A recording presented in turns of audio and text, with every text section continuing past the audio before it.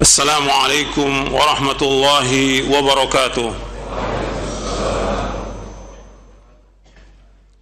Innal hamdalillah nahmaduhu wa nasta'inuhu wa nastaghfiruh wa na'udzu billahi min shururi anfusina wa min sayyiati a'malina.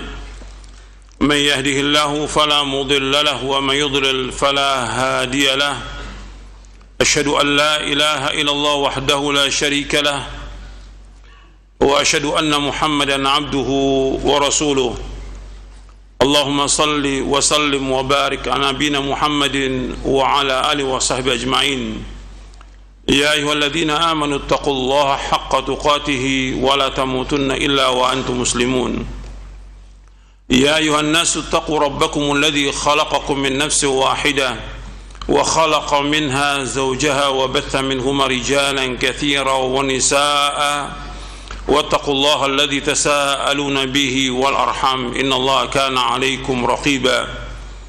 يا أيها الذين آمنوا اتقوا الله وقولوا قولا سديدا يصلح لكم أعمالكم ويغفر لكم ذنوبكم ومن يطع الله ورسوله فقد فاز فوزا عظيما. أما بعد فإن أصدق الحديث كتاب الله وخير الهدي هدي محمد صلى الله عليه وعلى آله وسلم وشر الأمور محدثاتها وكل محدثة بدعة وكل بدعة ضلالة وكل ضلالة في النار. أيها الإخوة أعزكم الله, kepada seluruh yang hadir ikhwan dan akhwat yang mudah-mudahan dirahmati oleh Allah Ta'ala, dan kepada seluruh kaum muslimin yang mendengarkan kajian ini di mana saja berada yang mudah-mudahan dirahmati oleh Allah Ta'ala. Alhamdulillah, kita bersyukur kepada Allah Subhanahu wa Ta'ala atas segala nikmat yang Allah karuniakan kepada kita, nikmat Islam, nikmat iman, nikmat sehat, nikmat afiah, nikmat dijauhkan oleh Allah dari berbagai macam malapetaka. Dan kita bersyukur kepada Allah Ta'ala diberikan hidayah di atas Islam dan sunnah. Dan kita bersyukur kepada Allah Ta'ala diberikan taufik untuk menuntut ilmu syar'i yang merupakan kewajiban atas setiap muslim dan muslimah. Ini satu kenikmatan yang wajib kita bersyukur kepada Allah. Kita diberikan taufik oleh Allah untuk thalabul ilmi syar'i, karena banyak jutaan orang yang tidak diberikan taufik untuk menuntut ilmu. Dia tahu tentang kewajiban menuntut ilmu syar'i, tapi dia tidak berjalan untuk menempuh itu. Makanya antum bersyukur kepada Allah. Antum bisa datang ke majlis ini, itu nikmat yang besar. Gak mungkin kita bisa datang ke tempat ini kalau Allah tidak memberikan taufik. Antum ingat itu. Gak mungkin kita bisa datang ke tempat ini kalau Allah tidak berikan taufik kepada kita. Ini semua nikmat Allah yang wajib kita syukuri. Maka gunakan kesempatan ini untuk betul belajar bersungguh-sungguh. Antum perhatikan, antum catat, sehingga antum dapatkan ilmu yang bermanfaat. Karena jalan ini jalan yang telah ditempuh oleh para sahabat, tabi'in, tabi'ut tabi'in. Artinya seluruh ulama sudah menempuh jalan ini, jalan menuntut ilmu syar'i. Kaum muslimin harus jalan ini, harus menuntut ilmu syar'i. Karena nggak bisa dia tahu tentang agama tanpa dia thalabul ilmi. Dan ini merupakan jalan menuju kemana? Surga. Wa man salaka tariqan yaltamisu fihi ilman sahhalallahu lahu bihi tariqan ila jannah. Barang siapa yang berjalan untuk menuntut ilmu, maka Allah mudahkan jalannya ke surga. Ini jalan menuju surga. Makanya jalan ini jalan yang wajib ditempuh oleh setiap muslim dan muslimah. Dan harus dia kerahkan waktunya, pikirannya, semua tenaganya, bahkan hartanya untuk thalabul ilmi syar'i. Karena ini jalan menuju surga, dan ini jalan yang bermanfaat. Antum kerahkan semua usaha untuk itu.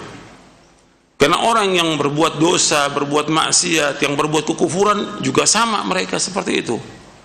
Mereka nggak ada habisnya untuk mengeluarkan harta mereka untuk mencegah manusia dari jalan Allah. Kita berkorban untuk apa? Untuk thalabul ilmi syar'i. berkorban untuk mengamalkan ilmu syar'i dan berkorban juga untuk mendakwahkan ilmu syar'i ini. Ini perjuangan. Kalau antum lihat orang kafir, luar biasa mereka. Mereka apa? Allah sebutkan dengan kalimat apa? Infak. Yunfiquna amwalahum liyasuddu an sabilillah. Mereka menginfakkan hartanya untuk apa? Untuk mencegah manusia dari Allah.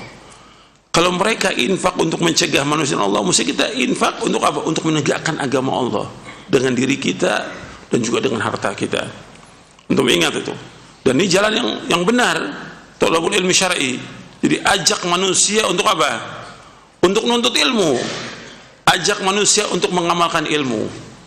Bukan ajak manusia untuk main-main, bukan.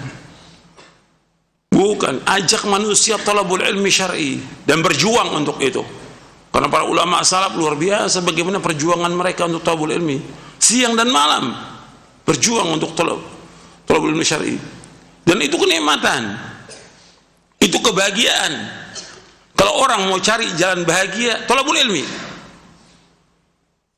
Kebahagiaan yang hakiki dengan thalabul ilmi. Itu disebutkan oleh Imam Ibnul Qayyim Al-Jauziyah dalam kitabnya Miftah Daris Sa'adah di juz yang pertama. Beliau menyebutkan tentang keutamaan ilmu syar'i lebih dari 100 keutamaan. Di antaranya kebahagiaan yang paling bahagia, kebahagiaan yang paling hakiki thalabul ilmi syar'i. Gitu. Seberapa kali pernah menyampaikan juga bahwa kebahagiaan manusia itu ada 3. Pertama, kebahagiaan yang di luar diri manusia. Ini dibawakan Ibnu Qayyim dalam kitabnya Miftah Daris Sa'adah. Seperti apa? Dia punya rumah yang besar, punya kendaraan, punya segala macam lah. Dia bahagia dengan itu. Artinya dengan usahanya, dagangnya, gajinya, segala macam, dia bahagia. Tapi kebahagiaan yang semu dan pasti hilang. Itu kebahagiaan yang pertama itu. Yang dia miliki, apa aja yang dia miliki dia. Baik mobil, kendaraan, apa aja kendaraan yang dia miliki, rumah, fasilitas apa aja, gaji, itu semu. Dia bahagia tapi semu. Pasti akan hilang. Yang kedua, kebahagiaan yaitu apa yang ada pada dirinya. Diberikan dia mata yang sempurna, kemudian semua tubuhnya sempurna, dia masih bisa makan, bisa berjalan, ini kenikmatan. Tapi itu pun semu. Dia pasti akan mengalami sakit dan yang lainnya. Tapi kebahagiaan yang ketiga, ini kebahagiaan yang hakiki, yaitu apa? Thalabul ilmi syar'i, menuntut ilmu syar'i. Ini kebahagiaan yang hakiki. Nanti kepada penuntut ilmu dan juga para ustadz, antum buka lagi itu. Kalau saya sebutkan begini, antum pulang buka Miftah Daris Sa'adah juz yang pertama, cari itu, baca, sehingga antum yakin tuh dari kitab itu, oh iya benar. Dan saya ingatkan kepada thalabul ilmi, kalau antum udah belajar dikasih tahu, antum pulang dari sini buka kitabnya, jangan dibuka kitab, buka kitabnya, jadi antum tambah yakin gitu. Itu kebahagiaan yang hakiki. Karena apa? Thalabul ilmi kenikmatan. Kenapa? Yang disampaikan Al-Quran, disampaikan sunnah Nabi yang sahih, kenikmatan. Orang ketika dia mendapatkan ilmu itu bahagia dia. Orang ketika mendapatkan ilmu syar'i, wahyu Allah turun, dibacakan, itu nikmat, kebahagiaan. Para sahabat orang yang paling bahagia di muka bumi ini, meskipun mereka hidupnya pas-pasan, bahagia dengan wahyu Allah, bahagia dan kenikmatan. Antum baca, makanya para ulama itu mereka baca kitab sampai 15 jam, ada yang sampai 20 jam karena kenikmatan. Dan itu kebahagiaan. Dan antum harus seperti itu. Maksud saya, antum sebagai thalibul ilm harus rajin baca. Rajin baca. Terutama yang pertama kali dibaca apa? Al-Quran. Minimal sehari berapa juz?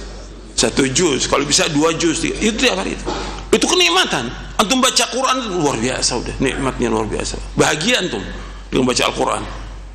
Itu kitab yang barokah. Barokah. berkah tuh, begitu kita baca berkah, dapat pahalanya, hati ini bahagia, lapang hati kita, nikmat sudah. Kemudian lagi antum pahami isinya, antum amalkan, lebih lagi itu. Kemudian baca hadis Nabi SAW, makanya para ulama ahli hadis itu orang yang paling bahagia, karena dibaca hadis, setiap dia lewat qala Rasulullah disebutkan apa? Sallallahu alaihi wasallam. Satu kali menyebutkan salawat berapa perjalanannya? 10. Berapa kali dia bersalawat itu? Jadi kalau antum lihat orang yang paling banyak bersalawat itu adalah kita. Artinya orang-orang yang ngajarin Quran dan Sunnah. Karena setiap bertemu kalau Rasulullah disebutkan Sallallahu Alaihi Wasallam. Banyak salawat. Jadi nggak perlu pakai majelis salawat, nggak perlu. Majelis zikirin, majelis ilmu yang diajarkan Quran wa Sunnah, Al-Quran wa Sunnah al-Fahmi Salaf. Itu banyak salawat kita. Setiap disebut nama Nabi Sallallahu Alaihi Wasallam, kita sebutkan Sallallahu Alaihi Wasallam. Maka bahagia mereka. Kemudian dia pahami, kemudian dia amalkan, bahagia. Maka yang kenikmatan yang paling nikmat kita thalabul ilmi. Kemudian kita mengamalkannya.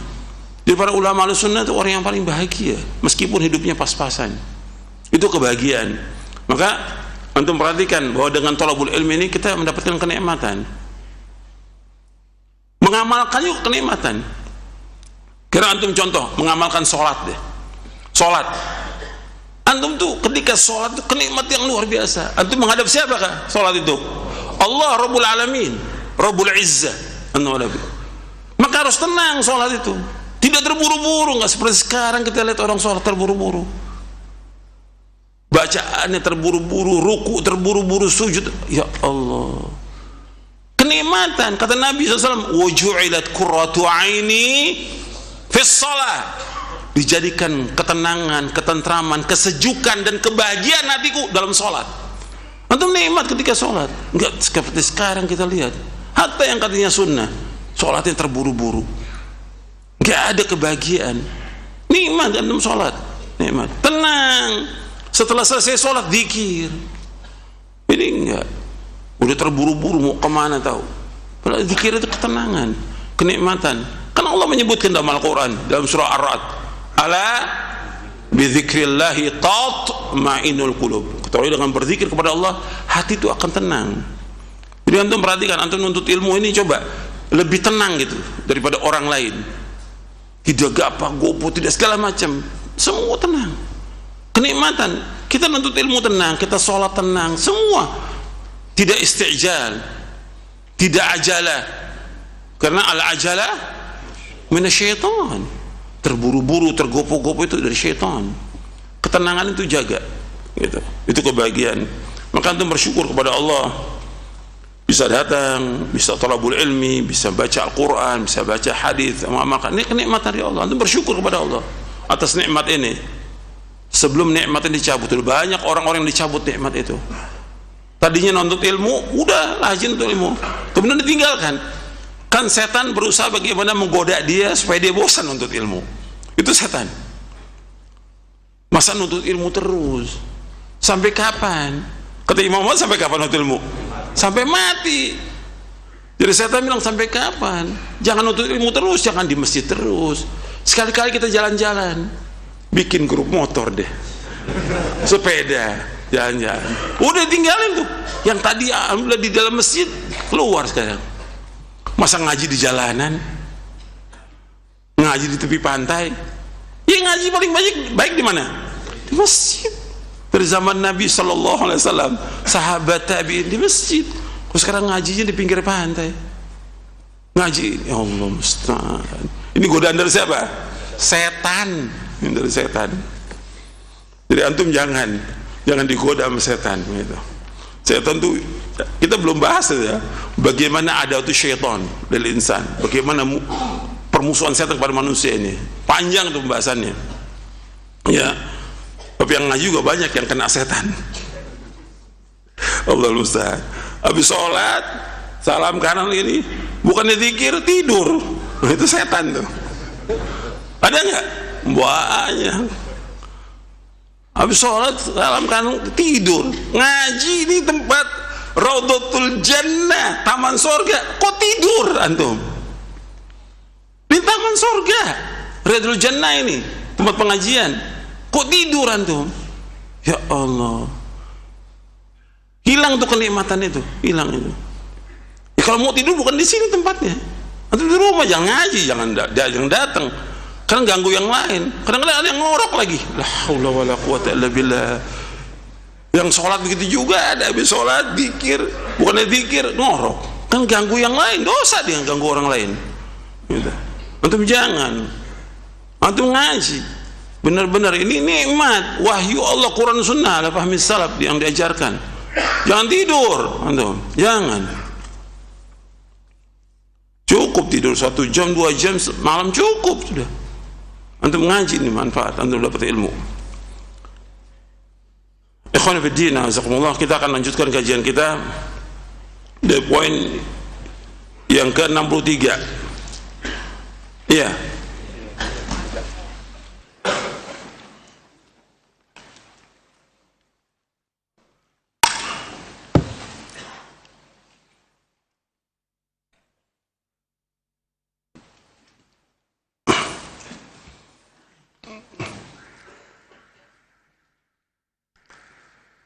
Poin yang ke-63 dari Syarah Aqidah Ahlussunnah wal Jamaah. Semuanya lihat bukunya, yang hadir dan juga yang ikut kajian ini di mana aja, lihat bukunya dan dicatat nanti. Ahlussunnah membolehkan melakukan ruqyah syar'iyyah dan melarang ruqyah yang ada kesyirikan dan bid'ah di dalamnya.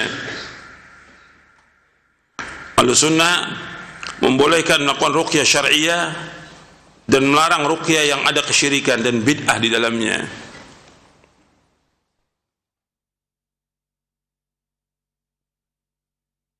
Ar-ruqa adalah bentuk jamak dari ruqyah. Artinya adalah doa perlindungan yang biasa dipakai sebagai jambi bagi orang sakit. Doa itu bisa berasal dari Al-Quran atau As-Sunnah atau selain dari keduanya, yang dikenal mujarrab dan dibolehkan secara syar'i. Ruqyah dibolehkan dalam syariat Islam berdasarkan hadis Auf bin Malik radhiyallahu anhu dalam Sahih Muslim. Ia berkata, di masa jahiliyah kami biasa melakukan ruqyah. Lalu kami bertanya kepada Rasulullah sallallahu alaihi wasallam, bagaimana menurutmu wahai Rasulullah?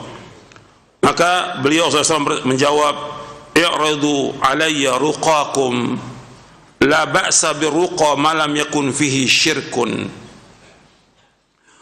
Tunjukkanlah kepadaku ruqyah kalian. Ruqyah tidaklah mengapa selama dalamnya tidak mengandung kesyirikan. Hadis ini sahih, diriwayatkan oleh Imam Muslim dari sahabat Auf bin Malik Al-Asyja'i radhiyallahu an.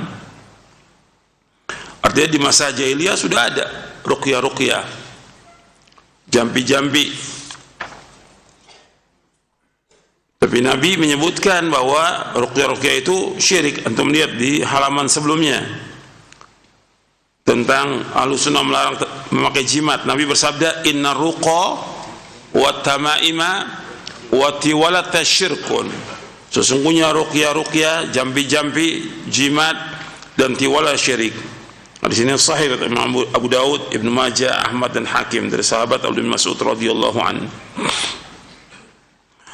Jadi Nabi menyebutkan secara umum ruqyah-ruqyah itu. Maka Nabi suruh tunjukkan dulu. Karena ruqyah-ruqyah atau jampi-jampi yang dibaca di zaman jahiliyah ada syirik. Karena minta bantuan kepada siapa? Kepada jin, kepada syaitan mereka minta bantuannya. Makanya Nabi suruh i'ridu alayya ruqakum, tunjukkan dulu ruqyah kamu kepadaku. Saya tunjukkan apa yang dibaca, baru Nabi mengatakan la ba'sa birruqa ma lam yakun fihi syirk. Tidak apa-apa meruqyah itu selama dalamnya tidak ada kesyirikan. Imam Al-Khattabi rahimahullah yang wafat tahun 388 Hijriah berkata, Rasulullah SAW memerintahkan melakukan ruqyah dan membolehkannya. Artinya memerintah melakukan ruqyah dan membolehkannya. Kalimat memerintah itu artinya anjuran, maksudnya ketika ada seorang yang terkena gangguan, kemudian Nabi mengatakan dalam hadis yang sahih riwayat Muslim, man istata'a adukum ayanfa'ahu akhahu falyaf'al. Barang siapa di antara kalian yang mampu untuk membantu saudaranya, memberikan manfaat kepada saudaranya, adalah dilakukan, falyaf'al. Itu hadis riwayat Muslim. Artinya dianjurkan, kalau memang ada orang yang perlu dibantu untuk diruqyah, ya kita bantu. Dan Nabi membolehkannya. Ada beberapa syarat yang harus dipenuhi dalam ruqyah yang dibolehkan. Yang pertama adalah ruqyah dilakukan dengan kalamullah, yaitu Al-Quran, atau namanya, atau sifatnya, atau doa-doa yang sahih yang diriwayatkan dari Rasulullah SAW pada penyakit tersebut. Artinya dilakukan dengan kalamullah, dengan Quran. Yang kedua harus dilakukan dengan bahasa Arab. Ruqyah dilakukan dengan bahasa Arab. Yang ketiga, hendaknya diucapkan dengan makna yang jelas dan dapat dipahami. Diucapkan dengan makna yang jelas dan dapat dipahami. Ini semua untuk menghindari jampi-jampi yang enggak jelas. Kan banyak orang ketika dia meruqyah dia jampi-jampi, atau orang-orang tua dulu banyak mengobati enggak jelas siapa yang dibaca. Kita suruh lafadzkan yang jelas, enggak jelas juga, bukan ayat, bukan hadis. Nah, berarti dia minta tolong kepada siapa? Kepada setan, kepada jin, ya. Jadi harus diucapkan dengan mana yang jelas dan dapat dipahami. Orang-orang jahiliyah mengucapkan dengan makna-makna yang enggak jelas, dia jampi-jampi. Yang keempat, tidak boleh ada sesuatu yang haram dalam kandungan ruqyah itu. Misalnya memohon pertolongan kepada selain Allah, berdoa kepada selain Allah, atau dia menggunakan nama jin atau raja-raja jin dan semacamnya. Di zaman jahiliyah ada, di zaman Nabi juga ada, zaman sesudah juga ada, sampai sekarang orang yang menggunakan ruqyah dengan menggunakan nama jin atau raja jin, sampai sekarang masih ada. Itu. Ini tidak boleh. Ini tidak boleh. Ini mengandung sesuatu yang haram, karena dia minta pertolongan kepada selain Allah. Kemudian yang kelima, tidak bergantung kepada ruqyah dan tidak menganggapnya sebagai penyembuh. Ruqyah ini sebagai sarana aja, yang menyembuhkan siapa? Allah. Fa idza maridtu fa huwa yashfin. Fa idza maridtu fa huwa yashfin. Apabila aku sakit, maka Allah yang menyembuhkan. Enggak disebutkan apabila Allah memberikan sakit, tidak, tapi apabila aku sakit, Allah menyembuhkan. Jadi yang menyembuhkan penyakit itu adalah Allah Subhanahu wa ta'ala, dan itu harus kita ingat tuh, bahwa yang menyembuhkan Allah Subhanahu wa ta'ala. Ini diucapkan oleh Nabi Ibrahim alaihissalam, wa idza maridtu fa huwa yashfin, dalam surah Asy-Syu'ara di ayat 80.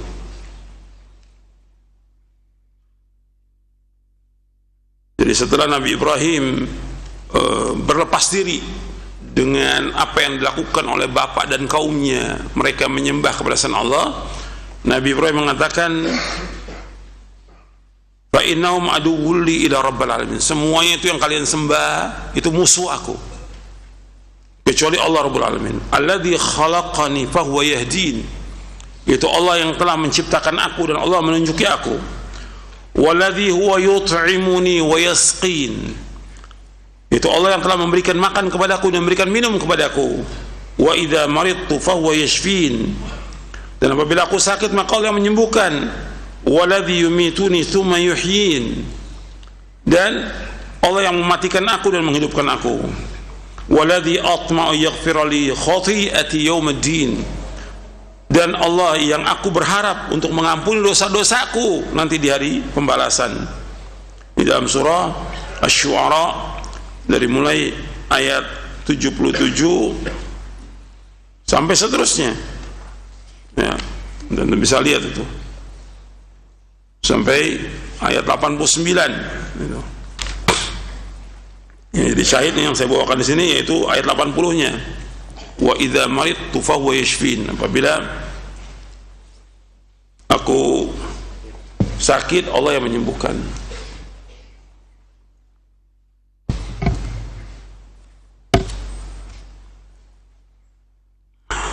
Kemudian yang keenam, kita harus yakin bahwa ruqyah tidak berpengaruh dengan sendirinya, tetapi hanya dengan izin Allah. Artinya ruqyah itu sendiri tidak berpengaruh kecuali dengan izin Allah SWT. Apakah sesuatu yang bermanfaat atau mudarat itu tidak akan membahayakan semuanya kecuali dengan izin Allah, semuanya dengan izin Allah.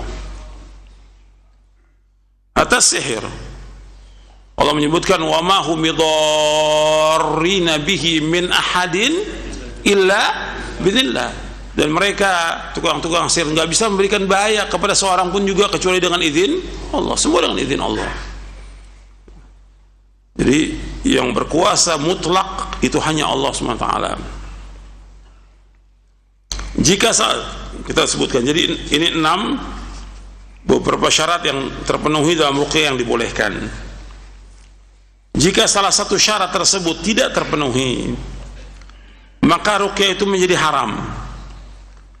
Jika seseorang meyakini bahwa ruqyah itu sebagai subjek atau faktor yang berpengaruh mutlak, maka ia menjadi musyrik dengan tingkat syirik besar. Dan jika ia percaya bahwa ruqyah tersebut hanya merupakan faktor yang menyertai kesembuhan, maka ia akan menjadi musyrik dengan tingkat yang kecil. Kalau dia mengatakan bahwa ruqyah inilah yang menyembuhkan, bukan Allah tapi ruqyah, maka syirkun akbar ini. Tapi kalau dia katakan yang menyembuhkan Allah, cuma ruqyah ini sebagai sarana, dia mengatakan bahwa ruqyah menyembuhkan ruqyah, tapi tetap yang menyembuhkan Allah. Keyakinan ruqyah menyembuhkan juga ini syirik kecil, karena tetap yang menyembuhkan siapa? Allah. Wa idza maridtu fahuwa yashfin. Apabila aku sakit, Allah menyembuhkan. Makanya disebutkan yang kelima itu tidak bergantung kepada ruqyah dan tidak menganggapnya sebagai penyembuh. Kemudian yang keenam, kita harus yakin bahwa ruqyah tidak berpengaruh dengan sendirinya, tapi hanya dengan izin Allah Subhanahu wa ta'ala. Atas dasar itu, maka ruqyah dapat dibagi menjadi 2 bagian. Pertama, ruqyah syar'iyyah, yaitu ruqyah yang telah memenuhi syarat-syarat tersebut. Yang kedua, ruqyah yang bid'ah, itu ruqyah yang kehilangan salah satu syarat tersebut, yakni dia tidak menggunakan bahasa Arab. Yang kedua, maknanya tidak jelas dan tidak bisa dipahami. Ini ruqyah yang bid'ah ini, maknanya tidak jelas dan tidak bisa dipahami.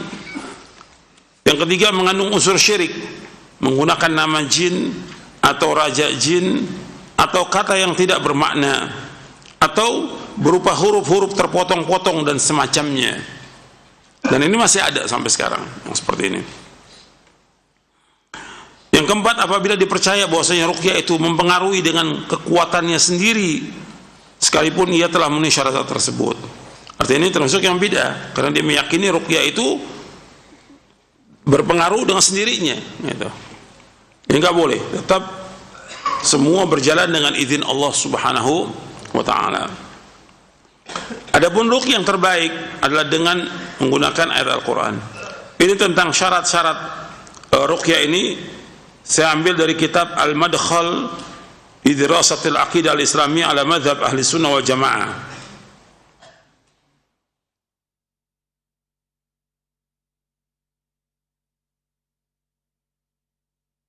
Nanti antum bisa lihat Al-Madkhal fi Aqidah Islamiyah ala Madhab Ahli Sunnah wal Jamaah, Dr. Buraikan. Adapun ruqyah yang terbaik adalah dengan menggunakan ayat Al-Quran. Allah berfirman, wa nunazzilu minal Qur'ani ma huwa shifaa'un wa rahmatul lil mu'minin wa la yazidu adh-dhalimina illa khasara. Dan kami turunkan dari Al-Quran sesuatu yang menjadi penawar dan rahmat bagi orang beriman. Sedangkan bagi orang zalim, Al-Quran yang menyambah kerugian.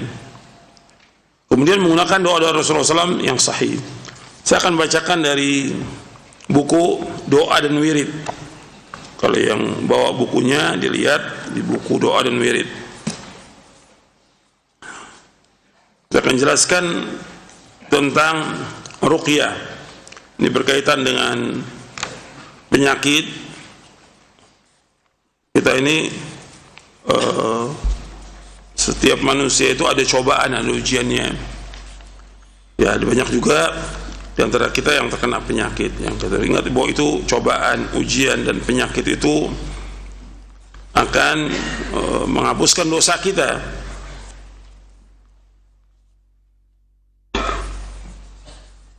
Saya sebutkan di buku sebelum saya bawakan penjelasan tentang ruqyah. Saya sebutkan dulu di antara hikmah dan faedah seseorang itu diberikan penyakit. Gitu. Di buku Doa dan Wirid mulai halaman 407, cetakan yang ke-34.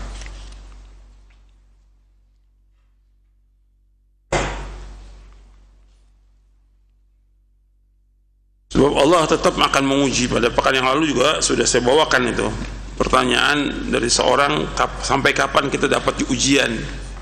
Sampai kapan? Sampai mati. Tetap manusia akan diuji oleh Allah, pasti itu.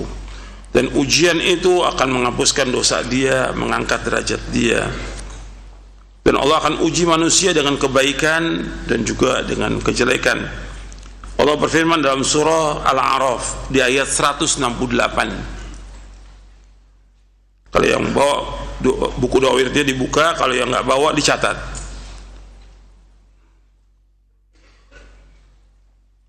Di surah Al-A'raf ayat 168 Allah berfirman, wa qata'nahum fil ardi umama minhumus salihun wa minhum duna dhalik wa balawnahum bil hasanati was sayyiat la'allahum yarji'un. Dan kami pecahkan mereka di dunia ini menjadi beberapa golongan. Di antaranya ada orang yang saleh dan ada yang tidak demikian. Dan kami uji mereka dengan nikmat yang baik-baik dan bencana yang buruk-buruk agar mereka kembali kepada kebenaran.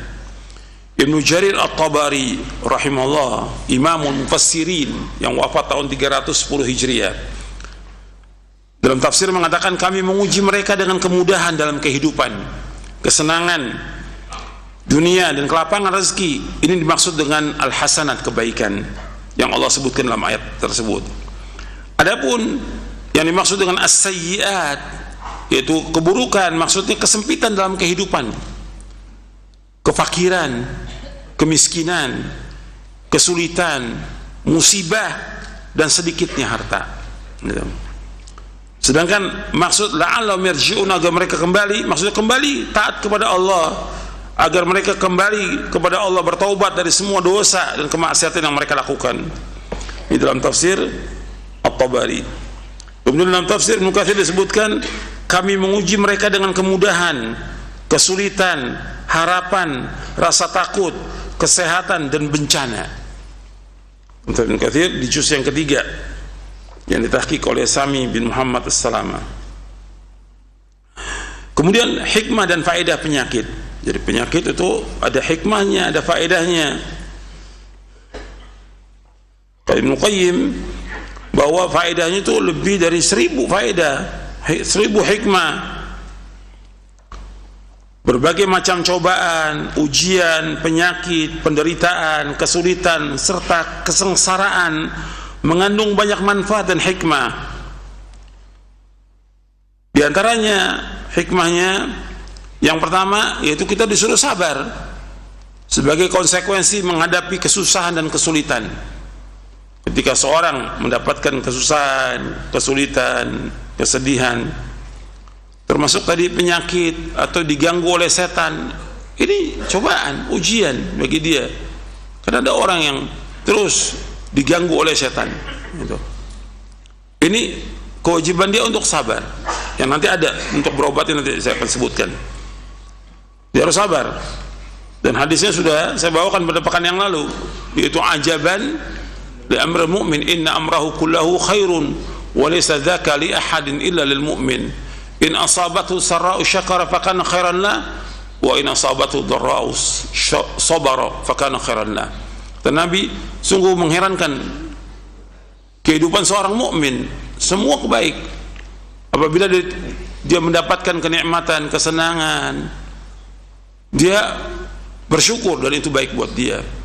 Apabila ditimpa kesulitan, kesusahan, penyakit, dia sabar dan itu baik buat dia. Dan ini hanya untuk orang mukmin, enggak diberikan kepada yang lainnya. Dan hadis ini sahih riwayat Muslim dan juga diriwayatkan oleh Imam Ahmad. Dan hidup ini pasti diuji sama Allah.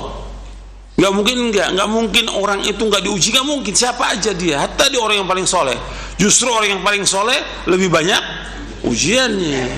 Para anbiya wa rasul alaihi wassalatu wassalam paling banyak ujiannya. Kemudian setelah itu para sahabat, kemudian sudahnya. Dan Allah pasti akan uji karena Allah berfirman dengan sumpah. Nah, itu.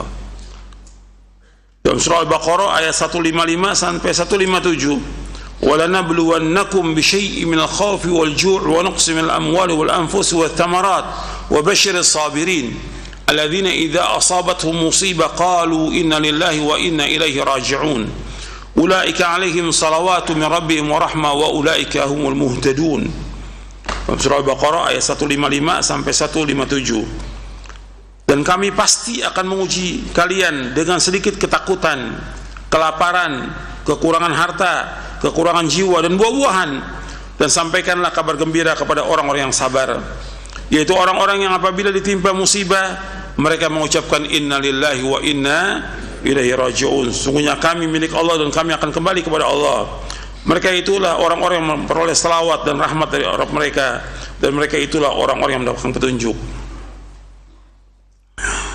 Dan mereka, Allah juga sebutkan dalam surah Al-Baqarah ayat 214, massathumul ba'sa wad-dara, mereka itu ditimpa kemelaratan dan penderitaan. Kata Al-Hafidz Ibnu Katsir, cobaan itu berupa penyakit, penderitaan, musibah dan bencana. Dalam tafsir Ibnu Katsir. Yang kedua, di antara hikmah kita mendapatkan penyakit, cobaan, ujian untuk menghapuskan dosa. Hikmah yang kedua apa? Untuk menghapuskan dosa dan kesalahan. Jadi ketika ada cobaan, ujian, musibah, kita ingat gitu, bahwa ini untuk menghapuskan dosa. Karena kita ini setiap hari banyak berbuat apa? Dosa. Karena Allah menyebutkan dalam surah Asy-Syura ayat 30, wa ma asabakum min musibatin fabima kasabat aydikum wa ya'fu an katsir.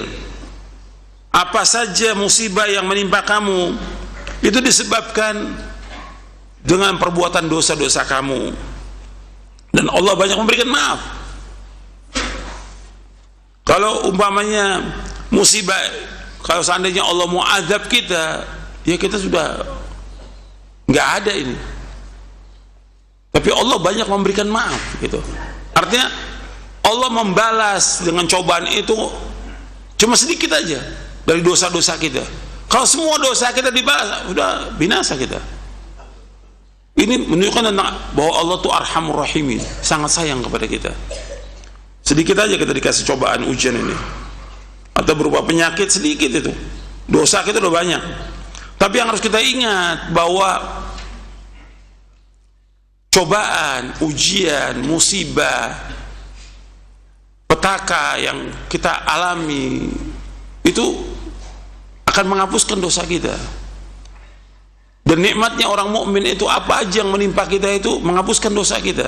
Sampai Nabi bersabda sallallahu alaihi wasallam dalam hadis yang sahih, "Ma min muslimin yusibuhu adan min maradin fama siwahu illa hatta Allah bihi sayyiati kama tahuttu syajaratu waraqaha." Tidaklah seorang muslim ditimpa suatu penyakit atau yang sejenisnya, melainkan Allah menggugurkan dosa-dosa bersamanya seperti pohon yang menggugurkan daun-daunnya. Hadis ini sahih riwayat Bukhari dan Muslim dari sahabat Abdullah bin Mas'ud radhiyallahu anhu. Makanya orang mendapatkan penyakit itu enggak selamanya sakit. Justru musibah itu sebagian ulama mengatakan apa? Ni'mah. Seperti Syekhul Islam Ibnu Taimiyah mengatakan al-masaibu ni'mah. Al-masaibu ni'mah. Musibah itu nikmat, kata beliau. Gitu. Bahkan nanti ada disebutkan bahwa ada orang yang bahagia dengan musibah itu sebagaimana dia mendapatkan kesenangan. Karena apa? Dihapuskan dosanya. Dalam hadis yang lain Nabi bersabda SAW, "Ma yusibul muslima min nasabin wala wasabin wala hammin wala hazan wala adha wala ghammin hatta syauqati yushaqwa illa kafarallahu biha khataya min khatayahu." Rasulullah SAW bersabda, tidaklah seorang muslim ditimpa suatu keletihan, penyakit yang terus menerus, kesusahan, kesedihan, gangguan, kegundah gulanan hingga duri yang menusuknya, melainkan Allah akan menghapuskan sebagian dari kesalahan-kesalahannya. Hadis ini sahih, diriwayatkan oleh Imam Muslim. Hadis ini sahih. Hadis ini sahih diriwayatkan oleh Imam Bukhari dari sahabat Abu Hurairah radhiyallahu an dan juga dari sahabat Abu Sa'id radhiyallahu an. Artinya seorang muslim timpa keletihan, penyakit yang terus menerus, kesusahan, itu kesedihan sampai duri yang menusuknya, Allah akan menghapuskan sebagian dari kesalahannya. Ini hadis sahih Bukhari. Dalam hadis yang lain yang diriwayatkan oleh Imam Muslim dari sahabat Abu Sa'id dan juga Abu Hurairah radhiyallahu anhuma, Nabi bersabda SAW, "Ma yusibul mu'mina min wasabin wala nasabin wala saqamin wala hazan hatta al-ham yuhammuhu illa kuffira bihi min sayyiatihi." Tidaklah seorang mukmin tertimpa sakit yang terus menerus, kepayahan, penyakit, kesedihan, bahkan sampai pada kesusahan yang menyulitkan dirinya, melainkan akan dihapuskan dengannya dosa-dosanya. Kata wasab di sini, mayusibul mu'mina min wasabin. Wasab itu artinya sakit yang terus menerus. Sakit yang terus menerus. Seorang mukmin yang tertimpa sakit terus menerus itu menghapuskan dosa dia. Kemudian hamin yuhammuhu atau yahummuhu, artinya sesuatu yang menyusahkannya. Jadi ada yang memberikan harokatnya yuhammuhu, ada yang yahummuhu, artinya sesuatu yang menyusahkannya.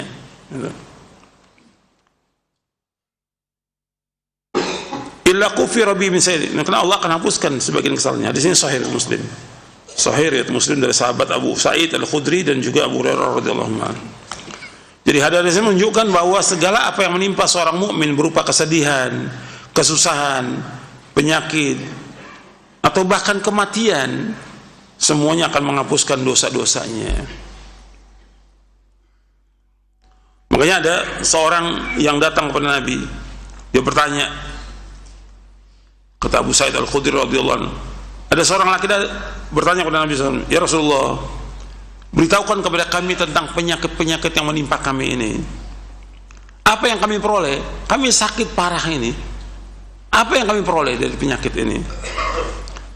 Beliau menjawab SAW, pengampunan dosa, dihapuskan dosanya.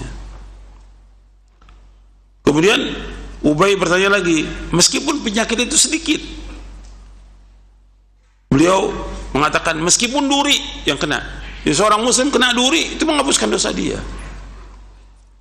Rasulullah bersabda sallallahu alaihi wasallam, "Ma yazalul bala'u bil mu'min wal mu'minati fi nafsi wa waladihi wa mali hatta yalqallaha wa ma'alihi khati'atun." Bencana senantiasa menimpa seorang mukmin dan mukminah pada dirinya, anaknya dan hartanya, sehingga ia berjumpa dengan Allah dalam keadaan tidak ada kesalahan pun pada dirinya. Hadis ini hasan, hadis ini hasan sahih.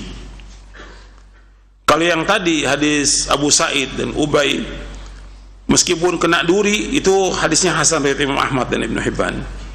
Kalau yang tadi, tetaplah bala, bencana menimpa seorang mukmin dan mukminah pada dirinya, anaknya, hartanya, sampai dia bertemu dengan Allah dia tidak membawa dosa. Ini hadisnya hasan sahih, riwayat Tirmidzi, Al-Hakim dan Ahmad dan Ibnu Hibban dari sahabat Abu Hurairah radhiyallahu anhu. Kemudian Rasulullah bersabda, "Innallaha ta'ala la yabtali 'abdahu bis-saqam hatta yukaffira dzalika anhu kull dzanbin." Sesungguhnya Allah benar-benar menguji hambanya dengan penyakit sehingga ia menghapuskan setiap dosa darinya. Hadis ini sahih riwayat Imam Al-Hakim dalam kitabnya Mustadrak dari sahabat Abu Hurairah radhiyallahu anhu.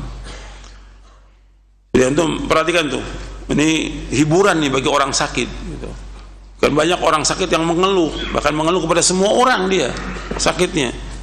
Kalau saat di rumahnya, ya karena dia satu rumah nggak ada masalah, orang serumah tahu. Tapi orang lain tahu sampai di WA, saya lagi sakit ini, anak saya sakit ini sakit. Jangan kasih tahu orang, jangan. Allah memberikan cobaan, ujian dengan penyakit itu untuk apa? Untuk apa? Pertama, untuk menguji iman kita, benar apa tidak iman kita, jujur atau tidak. Yang kedua, menghapuskan dosa kita. Yang ketiga, untuk mengangkat derajat kita. Yang keempat, agar kita nanti datang di hari kiamat dalam keadaan kita nggak punya dosa. Itu kenikmatan yang luar biasa, dimasukkan ke surga. Mungkin jangan antum ceritakan sakit kepada orang, jangan antum cerita susah, jangan ceritakan. Ketika susah, Allah sedang uji. Ketika Allah uji kita, berarti Allah itu apa? Sayang. Innallaha idza ahabba qauman ibtalahum faman radiya falahu ridha wa man sakhita falahu sakhat. Akhrajahu Tirmidzi. Kata Nabi SAW, sesungguhnya Allah apabila mencintai satu kaum, Allah uji mereka. Diuji sama Allah. Barang siapa yang redha, Allah redha padanya. Barang siapa yang murka, Allah murka padanya. Jadi jangan antum adukan. Kemudian lagi, yang ketiga, di antara manfaat atau hikmah diberikan penyakit, ditulis dan dicatat berbagai kebaikan dan derajat ditinggikan.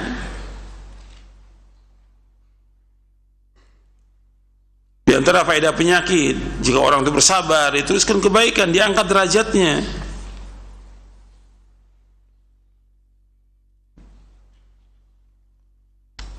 Nabi bersabda SAW, "Ma min muslimin yushaku syaukatan fama fauqaha illa kutibat lahu biha darajatun wa muhiyat anhu biha khati'atun."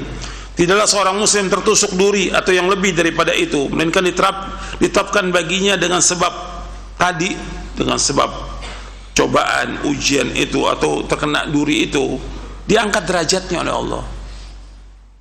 Kemudian dihapuskan satu kesalahan. Hadis ini sahih riwayat Muslim dari sahabat Aisyah radhiyallahu anha. Jadi bahkan ketika ada seorang yang dia, Allah akan berikan kedudukan nanti di sorga, tapi untuk bisa mencapai sorga itu belum bisa dicapai dari amalnya, karena amalnya sedikit. Dari sholatnya yang 5 waktu, sholat sunatnya, dari puasanya, baru sedikit untuk bisa mencapai derajat sorga itu.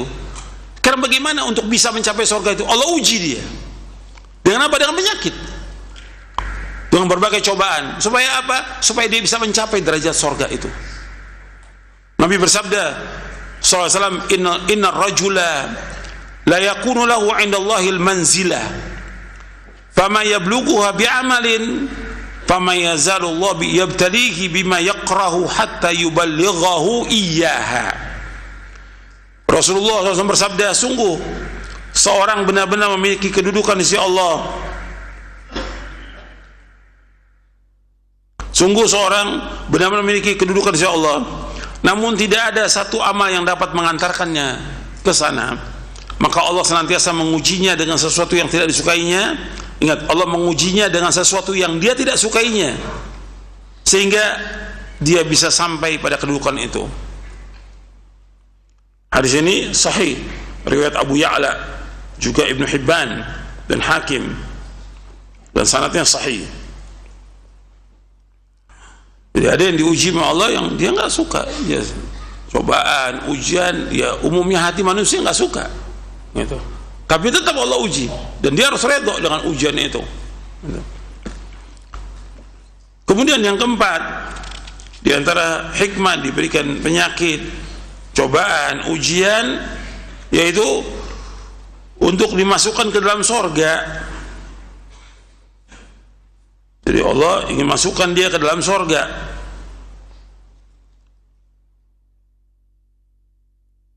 Dalam hadits qudsi yang hasan riwayat Ibnu Majah, Nabi bersabda SAW, Ibn Adam, in sabarta wahtasabta inda sadmatil ula lam arda laka thawaban dunal jannah.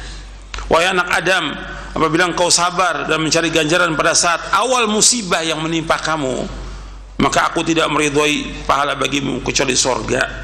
Hadis ini hasan riwayat Ibnu Majah. Jadi pertama kali kena musibah, penyakit atau apa aja, sabar. Karena kata Nabi SAW, as-sabru inda sadmatil ula, sabar itu pertama kali kena. Itu yang punya mobil coba lihat dong, itu ganggu itu. Yang punya mobil coba. Astagfirullah.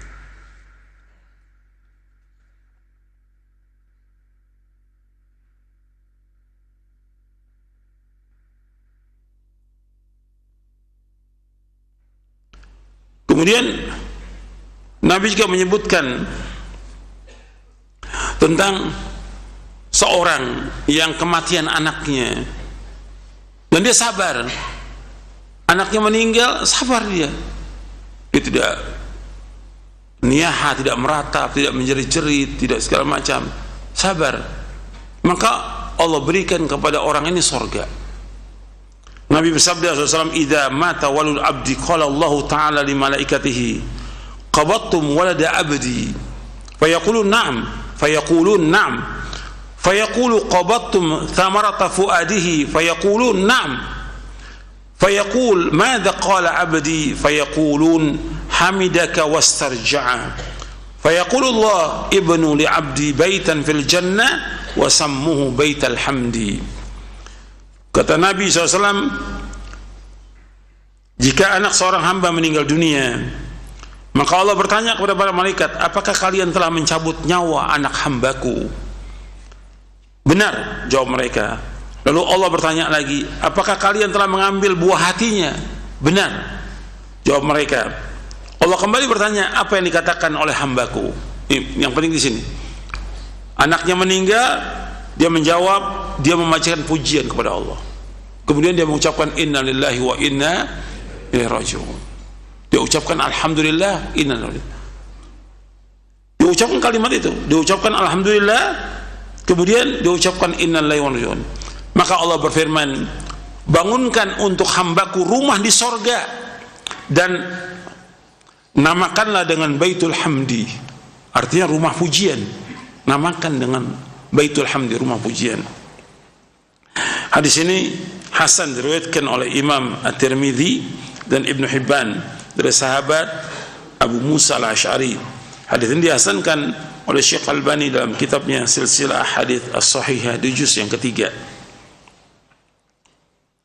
Makanya ketika ada orang yang anaknya meninggal dunia, dia sabar, maka Allah akan ganti dengan sorga. Dalam hadis yang lain riwayat Bukhari yang sahih dari sahabat Abu Hurairah radhiyallahu an, Rasulullah SAW bersabda, yaqulullah ta'ala ma li abdil mu'min indi jazaan ma li abdil mu'min indi jazaa'un idza qabattu safiyahu min ahli dunya thumma ihtasabahu ila jannah. Allah berfirman, ini hadis qudsi, Allah berfirman, tidak ada balasan yang lebih pantas sisiku bagi hambaku yang beriman jika aku telah mencabut nyawa orang kesayangannya dari penduduk dunia, kemudian ia mengharap pahala dengan musibah itu, melainkan aku akan ganti dengan sorga. Ganjarannya sorga. Begitu juga Rasulullah bersabda, innallaha azza wa jalla qala idza btalaitu abdi bihabibatayhi fasabara wahtasaba awatuhu minhuma al-jannah. Sesungguhnya Allah yang maha mulia lagi maha agung berfirman, jika aku menguji hambaku dengan dua hal yang dicintainya, lalu ia bersabar dan mengharapkan pahala, maka niscaya aku menggantikan keduanya dengan sorga. Yang dimaksud dengan dua hal yang dicintainya adalah kedua matanya. Jadi ada orang yang diuji oleh Allah dengan matanya tadinya melihat jadi buta dia, maka Allah ganti dia dengan sorga. Hadis ini sahih, diriwayatkan oleh Imam Bukhari dan juga Tirmidzi.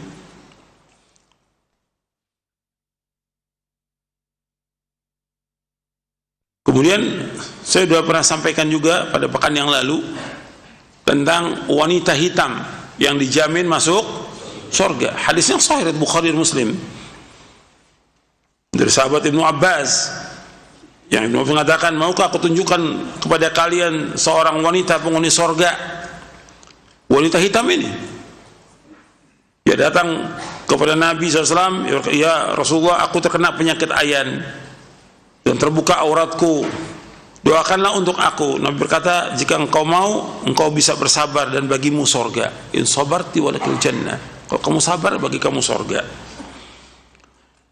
Kemudian kalau kamu mau, aku berdoa agar Allah menyembuhkan kamu. Asbir, saya bersabar ya Rasulullah, saya sabar. Cuma wanita mengatakan, ya Rasulullah, doakan aku agar auratku tidak terbuka, tidak tersingkap ketika ayan. Maka doakan Nabi. Hadis ini sahih Bukhari dan Muslim. Kemudian yang kelima di antara hikmahnya, membawa keselamatan dari api neraka. Jadi ketika orang dia diuji dengan cobaan-cobaan, penyakit dan segala macam, dia sabar dan redha, maka itu akan menyelamatkan dia dari api neraka. Makanya ketika antum kena penyakit demam, jangan mencaci maki demam. Demam, minum obat sembuh, demam lagi, minum obat sembuh terus. Ini penyakit demam merupakan apa? Dari api neraka. Supaya apa? Supaya kita nanti terhindar dari api neraka. Kata Nabi SAW, al-humma hadzu kulli mu'min minan nar. Sakit demam itu bagian dari setiap mukmin yang disegerakan dari api neraka. Artinya dengan dia kena penyakit demam itu, mudah-mudahan Allah akan lindungi dia dari api neraka. Hadis ini sahih riwayat Imam Bazzar. Jadi orang nggak boleh mencaci penyakit demam, karena Rasulullah SAW pernah menjenguk seorang yang menderita penyakit demam, kemudian nasihatinya agar tidak mencela penyakit itu. Kata Nabi SAW, la tasubbil humma, la tasubbil humma, la tasubbil humma, fa innaha tudhibu khataya bani Adam kama yudhibul kiru khabathal hadid. Jangan kalian mencaci maki penyakit demam, karena sungguhnya demam itu akan menghapuskan dosa-dosa anak Adam sebagaimana tungku api menghilangkan kotoran besi. Hadis ini sahih Muslim dari sahabat Jabir bin Abdullah. Hikmah yang keenam, diberikan kita cobaan, ujian, penyakit, dan hikmahnya mengembalikan hamba kepada Allah dan mengingatkan kelalaiannya. Besar sebenarnya manfaat penyakit, cobaan, ujian, kesulitan, kesusahan, itu banyak manfaatnya. Supaya apa? Seorang hamba itu kembali kepada Allah, supaya dia ingat dari lalainya. Allah berfirman dalam surah Al-An'am ayat 42, surah Al-An'am ayat 42. Dicatat, antum catat, jangan tidur, jangan tidur. Ini majlis ilmu, taman-taman sorga, jangan tidur. Allah berfirman, wa laqad arsalna ila umamin min qablika fa akhadnahum bil ba'sa'i wad dharra'i la'allahum yatadarra'un. Dan sungguh kami telah mengutus rasul-rasul kepada umat-umat sebelum kalian. Sungguh kami telah utus Rasul kepada umat-umat sebelum engkau, kemudian kami siksa mereka dengan menimpakan kemelaratan dan kesengsaraan agar mereka memohon kepada Allah dengan kerendahan hati. Dalam menafsirkan ayat ini, Ibnu Jarir At-Tabari rahimahullah mengatakan, al-ba'sa adalah ujian yang ditimpakan atas mereka berupa kemiskinan dan kesempitan dalam kehidupan. Ad-dharra yaitu ujian yang ditimpakan berupa penyakit dan cacat yang menimpa tubuh mereka yang tadinya sehat. Adapun la'allahum yatadarra'un artinya ialah dengan keadaan mereka seperti itu semoga muncul kemauan untuk tunduk kepada Allah. memurnikan ibadah hanya kepada Allah, mencintai Allah, dan dia merendah diri dan taat dan kembali kepada Allah Ta'ala. Jadi Allah memberikan ujian kepada manusia agar mereka kembali kepada Allah, agar mereka taubat kepada Allah, agar taubat.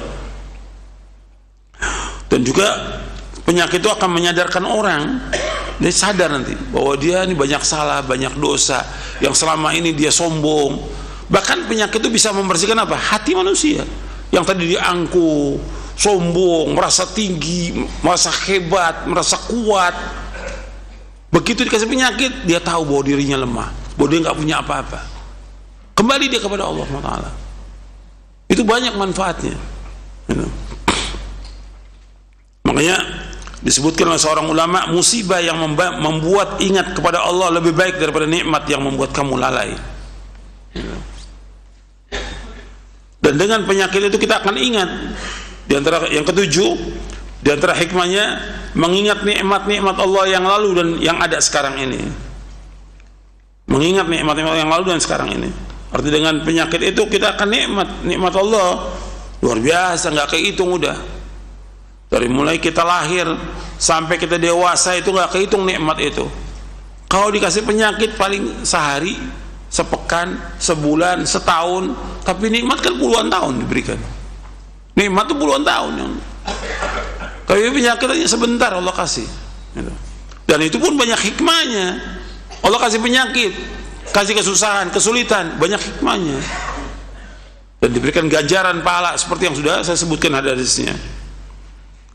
Kemudian yang ke-8, di antara hikmahnya lagi yang ke-8, supaya kita ingat kepada saudara-saudara kita yang sakit.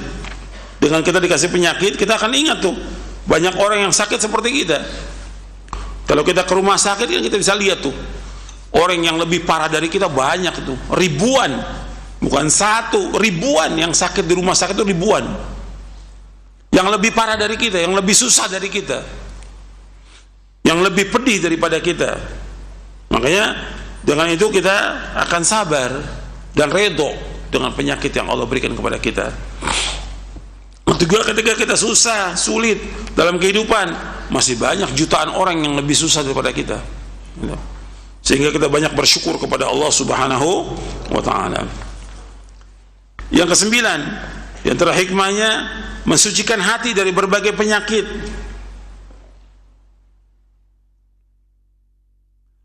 Membersihkan hati dari berbagai penyakit. Bahwa ketika orang sehat itu mesti orang itu sombong, bangga, ujub, angkuh, segala macam lah sudah. Dengan dia diberikan sehat, tapi ketika dikasih penyakit, atau dia susah, atau dia di PHK, atau dia bangkrut dagangannya, nah itu ada hikmah yang besar itu. Dengan itu cobaan dari Allah, cobaan dari Allah. Supaya apa? Supaya dia kembali kepada Allah, supaya dia tidak sombong, tidak takabur, tidak angkuh, tidak dengki, tidak membanggakan diri, dan dia pasrah kepada Allah. Kemudian kembali, kan banyak yang kembali, kemudian dia sholat ke masjid, dia ngaji, yang tadi nggak pernah ngaji, seumur hidup nggak pernah ngaji. Ketika dapat cobaan ujian baru dia mau ngaji. Yang selama ini nggak pernah sholat, sekarang sholat berjamaah. Yang tadi nggak pernah baca Quran, sekarang baca Quran. Yang tadinya dia nggak pernah datang ke rumah orang tuanya, sekarang datang ke rumah orang tuanya. Banyak hikmahnya dengan penyakit itu. Bahkan kata Al-Imam Ibnu Qayyim rahimahullah, hati dan ruh bisa mengambil manfaat dari penderitaan dan penyakit yang merupakan urusan yang tidak bisa dirasakan kecuali jika dalamnya terdapat kehidupan. Kesehatan hati dan ruh tergantung pada penderitaan badan dan kesulitan yang menimpanya. Di dalam kitabnya Syifa'ul Alil fi Masail Qada wal Qadar wal Hikmah wal Ta'lil, di juz yang kedua. Jadi ruh ini akan merasakan tuh, hati akan merasakan dengan dikasih penyakit, kesusahan, kesulitan tuh akan terasa itu. Terbina ruh ini untuk kembali kepada Allah, gitu. Untuk tunduk kepada Allah, untuk pasrah kepada Allah, untuk tawakal kepada Allah, untuk tawadhu dan yang lainnya. Banyak hikmahnya, gitu, dengan penyakit itu. Kemudian yang ke-10, penyakit itu merupakan nikmat dan anugerah. Ke-10, bahwa penyakit itu merupakan nikmat dan anugerah. Kenapa dikatakan demikian? Karena cobaan dan ujian merupakan nikmat. Maka orang-orang yang saleh justru gembira ketika mendapatkan cobaan. Subhanallah. Orang-orang saleh bergembira ketika mendapatkan cobaan. Bagi orang-orang yang bertakwa kepada Allah, tertimpa cobaan ujian tidak ada bedanya dengan mendapatkan kesenangan. Nabi Muhammad SAW telah menyebutkan bahwa cobaan yang dialami para nabi alaihi wassalatu wassalam serta orang-orang soleh antara lain berupa penyakit, kemiskinan dan sebagainya. Kemudian Nabi bersabda sallallahu alaihi wasallam, "Wa in kana ahaduhum la yafrahu bil bala kama yafrahu ahadukum birraha." Saya ulangi lagi, wa in kana, kata Rasulullah SAW, wa in kana ahaduhum la yafrahu bil bala kama yafrahu ahadukum birraha. Dan sungguhnya salah seorang di antara mereka benar-benar bergembira saat mendapatkan cobaan, ujian, penyakit, sebagaimana salah seorang di antara kalian bergembira saat mendapatkan kelapangan. Hadis ini sahih, diriwayatkan oleh Imam Ibnu Majah dan Al-Hakim dari sahabat Abu Sa'id Al-Khudri radhiyallahu anhu. Disahihkan oleh Syalban dalam silsilah hadits as-sahihah di juz yang pertama. Jadi ini di antara hikmah ya, ada 10. Ya, masih banyak lagi. Kemudian ikhwan fillah, azakumullah, ketika mendapatkan cobaan, ujian, penyakit, enggak ada yang bisa menghilangkan kecuali siapa? Allah. Nabi bersabda SAW, "Ma anzalallahu da'an illa anzalahu shifaan." Allah tidak menurunkan penyakit kecuali pasti menurunkan obatnya. Jadi setiap penyakit mesti apa? Ada obatnya. Alimahu man alimahu, jahilahu man jahilahu, kata Nabi. Ada yang tahu, orang yang tahu, ada yang tidak tahu, orang tidak tahu. Alimahu man alimahu, ada yang tahu obatnya, tapi ada yang tidak tahu, kata Nabi.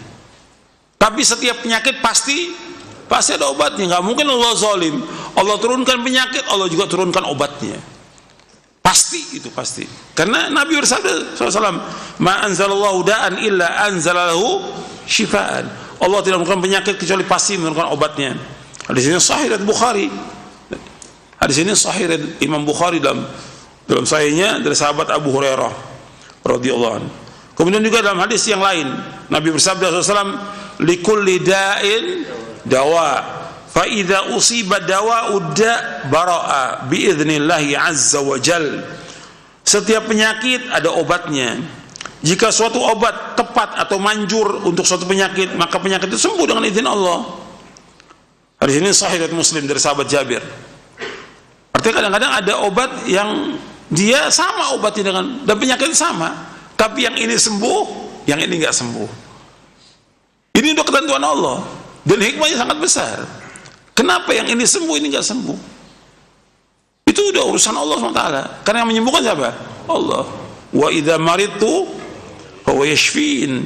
Apabila aku sakit maka Allah menyembuhkan. Dan yang kita ingat lagi bahwa kesulitan, kesusahan, bencana, petaka, penyakit, ini yang menghilangkan hanya satu, yaitu Allah. Maka kita adukan kepada siapa? Allah. Allah berfirman dalam surah Yunus. Antum lihat dalam surah Yunus ayat 107. Wa yamsaskallahu bidurrin fala kashifa lahu illa hu wa yuridka bi khairin fala radda li fadlihi yusibu biman yasha'u min ibadi wa huwal ghafurur rahim. Dan jika Allah menimpakan satu bencana kepada kalian, maka tidak ada yang dapat menghilangkan kecuali Allah. Dan jika Allah menghendaki kebaikan bagi kalian, maka tidak ada yang dapat menolak karunia-Nya. Allah memberikan kebaikan kepada siapa yang Allah kehendaki dari hamba-hambanya, dan Allah Maha Pengampun lagi Maha Penyayang. Apabila Allah menimpakan kepada kalian dur, bahaya, penyakit, kesulitan, kesusahan, enggak ada yang bisa menghilangkan, fala kashifalahu illa, enggak ada yang bisa menghilangkan kecuali Allah. Antum lihat lagi dalam surah Al-An'am ayat 17. Wa yamsaska Allah bidurrin fala kashifa lahu illa hu wa yamsaska bi khairin fa huwa ala kulli syai'in qadir. Dalam surah Al-An'am ayat 17. Dan jika Allah menimpakan satu bencana kepada kalian, tidak ada yang dapat menghilangkan yang kecuali hanya Allah. Dan jika Allah mendatangkan kebaikan kepada kalian, maka Allah Maha berkuasa atas segala sesuatu. Sesudah kita ketahui ini, bahwa setiap kesulitan, kesusahan, penyakit yang Allah turunkan pasti ada obatnya. Maka kewajiban kita apa di sini? Ikhtiar berobat. Maka Nabi bersabda SAW, innallaha khalaqad da'a wad dawa fatadawau wa la tatadawau biharamin. Rasulullah SAW bersabda, sesungguhnya Allah menciptakan penyakit dan obatnya. Saya ulangi lagi. Nabi SAW bersabda, innallaha khalaqad da'a wad dawa fatadawaw wala tatadaw biharam. Sesungguhnya Allah menciptakan penyakit dan obatnya, maka berobatlah, tapi janganlah berobat dengan obat yang haram. Hadis ini sahih, diriwayatkan oleh Imam Ad-Dulabi dalam kitabnya Al-Kuna wal Asma. Sanadnya dihasankan oleh Syekh Al-Albani dalam silsilah hadits as-sahihah dari sahabat Abu Darda, dan juga diriwayatkan oleh Imam At-Tabrani dalam Mu'jamul Kabir dari Ummu Darda. Kemudian juga Nabi bersabda sallallahu alaihi wasallam, innallaha lam yaj'al shifa'akum fi haramin. Sesungguhnya Allah tidak menjadikan kesembuhan dari suatu penyakit kalian pada apa yang haram. Jadi yang haram nggak boleh. Apakah itu ke dukun, ke tukang sihir, atau yang lainnya, nama-nama yang sebenarnya dia dukun, tapi dinamakan apa? Kiai gitu, atau Habib, padahal dukun gitu. Yang dibacakan juga jampi-jampi, bukan ruqyah syar'i, bukan. Kita nggak paham, yang dibaca itu nggak paham gitu, dia manggil-manggil jin itu. Nggak boleh kita berobat, nggak boleh. Dalam athar Ibnu Mas'ud radhiyallahu berkata, innallaha lam yaj'al shifa'akum fi ma harrama 'alaikum. Sesungguhnya Allah tidak menjadikan kesembuhan penyakit kalian pada apa-apa yang diharamkan sekalian.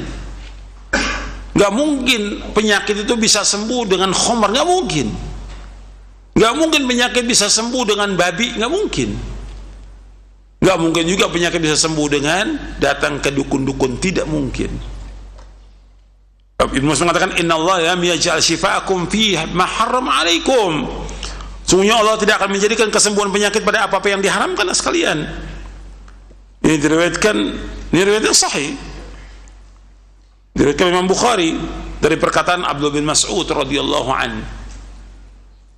Jadi nggak boleh kita berobat dengan berobat yang haram, tidak boleh berobat dengan perobatan yang syirik, nggak boleh berobat dengan pengobatan alternatif. Ada, dengan macam-macam sudah. Bahkan ada yang berobat dengan kencing manusia, la haula wala quwwata illa billah. Ini kencing penyakit, itu menyebabkan penyakit. Berarti ini bisikan dari mana? Dari setan. Setan itu. Gitu. Ada yang memindahkan penyakit ke binatang, ini setan. Gitu. La haula wala quwwata illa billah. Cuma namanya dibikin deh, namanya kiai, dukun, tukang sihir, paranormal, orang pintar. Dibilang orang pintar. Berarti kalau dikatakan orang pintar, berarti yang datang semua tidak normal. Iya, yang datang ke sana semuanya orang nggak normal itu. Maka dibilang paranormal. Kita alhamdulillah kasih sehat sama Allah, jangan berobat. Itu. Ya, ini paranormal, orang pintar. Mereka yang bikin nama pasti itu. Paranormal mereka bikin nama. Orang pintar mereka bikin nama. Gitu. Berarti yang datang ke sana semua orang-orang bodoh atau yang tidak waras semuanya. Kemudian mereka menggunakan jin. Apalagi pengobatan jarak jauh. Gimana pengobatan jarak jauh? Ini setan semuanya, ini setan. Dan ini semuanya pasti menggunakan jin. Dan ini jatuh kepada apa? Syirik. Orang yang datang ke dukun nggak diterima sholatnya berapa hari? 40 malam. Artinya untuk berikutnya, bukan bicara yang lalu, bukan yang akan datang ini. Tetap dia wajib sholat, tapi nggak diterima sholatnya sebagai hukuman bagi dia. Nggak diterima sholatnya 40 malam itu bukan yang lalu, yang akan datang gitu. Sebagai hukuman bagi dia, karena dia wajib apa? Tetap wajib sholat kan. Man ata arafan fasalan syai'in lam tuqbalau salatun arba'ina lailah. Ini hadis Muslim. Orang siapa yang datang ke dukun atau orang pintar, tukang ramal, kemudian menanyakan kepadanya tentang sesuatu, maka tidak akan diterima sholatnya selama 40 malam. Hadis ini sahih Muslim. Dalam riwayat yang lain Nabi bersabda SAW, man ata arrafan au kahinan fasaddaqu bima yaqul faqad kafara bima unzil ala Muhammadin sallallahu alaihi wasallam. Barang siapa yang mendatangi orang pintar, tukang ramal atau dukun, lalu membenarkan apa yang diucapkannya, maka sungguh ia telah kafir dengan apa yang diturunkan kepada Nabi Muhammad sallallahu alaihi wasallam. Hadis ini sahih riwayat Imam Ahmad dan Hakim dari sahabat Abu Hurairah. Kemudian ikhwan fillah azakumullah, orang-orang ini dukun-dukun paranormal yang mereka yang ruqyah dari kalangan dukun ya, mereka selalu mendakwakan dirinya mengetahui perkara apa? Gaib. Dari yang gaib nggak ada yang tahu kecuali siapa? Allah. Antum lihat ayat-ayatnya bahwa yang gaib nggak ada yang tahu kecuali Allah. Di surah Al-An'am ayat 50. Yang kedua surah Al-A'raf ayat 188. Yang ketiga surah An-Naml ayat 65. Surah Al-An'am ayat 50, qul la aqulu lakum indi khazainullah wa la a'lamul ghaiba wa la aqulu lakum inni malak in attabi'u ila ma yuha ilayya qul hal yastawi al-a'ma wal basir afala tafakkarun. Dalam surah Al-An'am ayat 50, katakanlah aku tidak mengatakan kepada kalian bahwa aku memiliki perbendaharaan Allah padaku. Aku tidak mengetahui yang gaib, dan aku tidak pula mengatakan kepadamu bahwa aku malaikat. Aku hanya mengikuti apa yang diwahyukan kepadaku. Katakanlah, apakah sama orang yang buta dengan orang yang melihat? Apakah kamu tidak memikirkannya? Ya, Nabi nggak tahu yang gaib. Nabi nggak tahu yang gaib. Kemudian di surah An-Naml ayat 65, qul la ya'lamu man fis samawati wal ardil ghaiba illa Allah wa ma yash'uruna ayyana yub'atsun. Surah An-Naml ayat 65, katakanlah Muhammad, tidak ada sesuatu di langit dan di bumi yang mengetahui perkara yang gaib kecuali Allah, dan mereka tidak tahu kapan mereka dibangkitkan. Kemudian ikhwan fillah azakumullah, bahwa pengobatan yang paling baik ya di terakhir di masalah ruqyah ini, bahwa ruqyah yang terbaik adalah dengan menggunakan ayat Al-Quran. Ruqyah yang paling baik dengan menggunakan ayat Al-Quran. Saya akan jelaskan tentang ayat Al-Quran ini, disebutkan oleh Al-Imam Ibn Qayyim.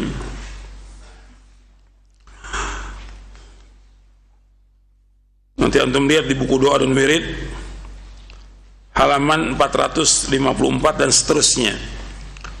Pengobatan dengan ruqyah syar'i. Tidak diragukan lagi bahwa penyembuhan dengan Al-Quran maupun dengan apa yang diajarkan oleh Rasulullah SAW berupa ruqyah merupakan penyembuhan yang bermanfaat sekaligus penawar yang sempurna. Allah SWT berfirman, qul huwal ladzina amanu hudan wa shifa. Dalam surah Fussilat, antum catat surah Fussilat ayat 44. Katakanlah Al-Quran adalah petunjuk dan penyembuh bagi orang beriman. Ingat, Al-Quran petunjuk dan penyembuh bagi siapa? Bagi orang beriman. Fussilat ayat 44, surah 41 ayat 44. Kemudian juga Allah berfirman dalam surah Al-Isra ayat 82 yang ada di buku Syarah Aqidah ini, wa nunazzilu minal Qur'ani ma huwa shifaa'un wa rahmatun lil mu'minin wa la yazidu adh-dhalimina illa khasara. Dan kami turunkan Al-Quran sesuatu yang menjadi penawar dan rahmat bagi orang beriman, sedangkan bagi orang yang zalim Al-Quran hanya akan menambah kerugian.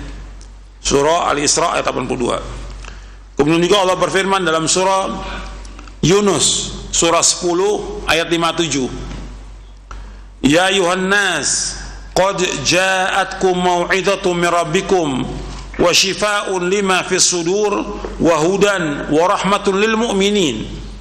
Wahai umat manusia, sungguh telah datang kepada kalian pelajaran dari Rabbmu, penyembuh bagi penyakit yang ada dalam dada, dan petunjuk serta rahmat bagi orang beriman.